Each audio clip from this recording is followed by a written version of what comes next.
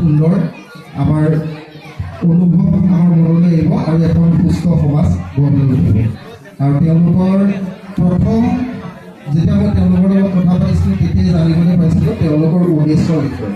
তেতিয়াই গম পাইছিলোঁ যে তেওঁলোকৰ এই প্ৰকৃতিৰ ৰক্ষাৰ যিটো তেওঁলোকৰ হেঁপাহ বা সংস্কৃতি ৰক্ষাৰ যিটো হেঁপাহ তাৰ লগতে তেওঁলোকে সংযোজন কৰিছে শিক্ষা, সামাজিক, আধ্যাত্মিক আৰু আমাৰ এই সমাজখনৰ উত্তৰণৰ কাৰণে তেওঁলোকে বহুত ডাঙৰ এটা মহৎ উদ্দেশ্য আগত লৈ পেলাই তেওঁলোক আগবাঢ়িব বিচাৰিছে। গতিকে এইটো আমাৰ কাৰণে অতি গৌৰৱৰ কথা। আৰু তাতোতকৈ ডাঙৰ কথা আমাৰ এই বিদ্যালয়ৰ বিমলাফা চলিহা উচ্চতৰ মাধ্যমিক বিদ্যালয়ৰ মই এজন প্ৰাক্তন ছাত্ৰ। আজি যে মই এই মাইক্ৰফোনটো লৈ আপোনালোকৰ আগত দুআষাৰ ক'বলৈ পাৰিছোঁ বা ক'বলৈ মোৰ সুবিধাখন পাইছোঁ, তাৰ কিন্তু প্ৰথম আদিপাঠ মই এই বিদ্যালয়তে এই বাইদেউ আমাৰ ছাৰসকলৰ পৰাই আৰম্ভ হৈছিল। আৰু তেওঁলোকে এই আঠনাক গোষ্ঠীয়ে সংস্কৃতিৰ যোগেদি পৰিৱৰ্তন আনিব বিচাৰিছে, প্ৰকৃতিৰ যোগেদি আমাৰ সমাজখন সুস্থ কৰিব বিচাৰিছে।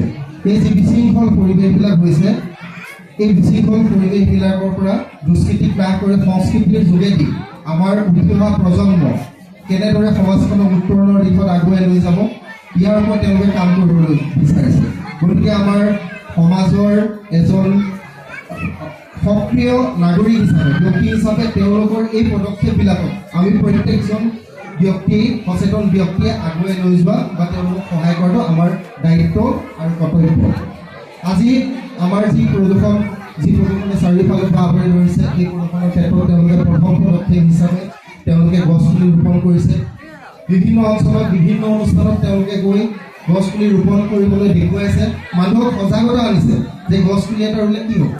আমাৰ এতিয়া সকলো ছাত্ৰ ছাত্ৰীয়ে তোমালোকে গম পাইছে যে পৃথিৱীখনত অক্সিজেনৰ পৰিমাণ কেনেদৰে কমি গৈ আছে। গতিকে গছপুলি এটাৰ প্ৰয়োজন কিমান, আমাৰ সমাজখনত এটা গছপুলিয়ে কিমান অৱদান আগবঢ়াব।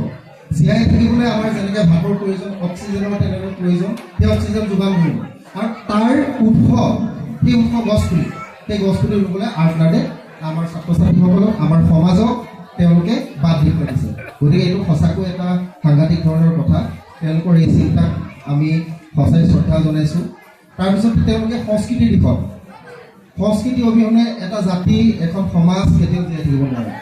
সংস্কৃতি অবিহনে জাতিৰ সদায় নত হৈ থাকিব লাগিব, মেৰুদণ্ডহীন হ'ব।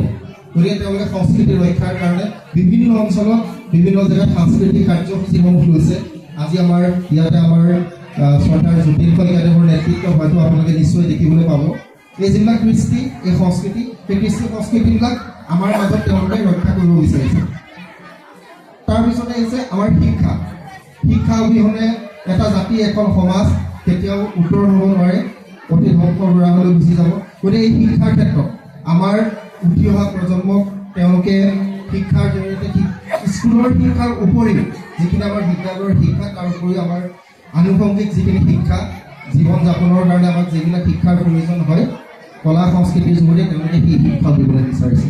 তাতকৈ ডাঙৰ কথা, আমাৰ যিবিলাক অঞ্চলত উচ্চ শিক্ষাৰ কাৰণে যিবিলাক আমাৰ প্ৰয়োজনীয় আমাৰ শিক্ষা ব্যৱস্থা থাকে, যিবিলাক বিদ্যালয়ত শিকোৱা নহয়, তাৰ উপৰি বিদ্যালয়ত গোটেইখিনি পাঠেই বিদ্যালয়ত শিকোৱা হয় প্ৰথম পৰ্যায়ত, কিন্তু তাৰ উপৰি যিবিলাক আমাৰ আৰু কিছুমান শিক্ষাৰ প্ৰয়োজন হয় জীৱন যাপনৰ কাৰণে, সেই শিক্ষাসমূহৰ বিষয়ে আমাৰ আঠনাদৰ গোষ্ঠীয়ে প্ৰতি মুহূৰ্ততে কাম কৰি আছে আৰু ভৱিষ্যতে তেওঁলোকে কাম কৰি যাব। গতিকে মই এনে এটা মহান অনুষ্ঠানৰ লগত জড়িত হ'বলৈ পাই নিজকে ধন্যবাদ মানিছোঁ।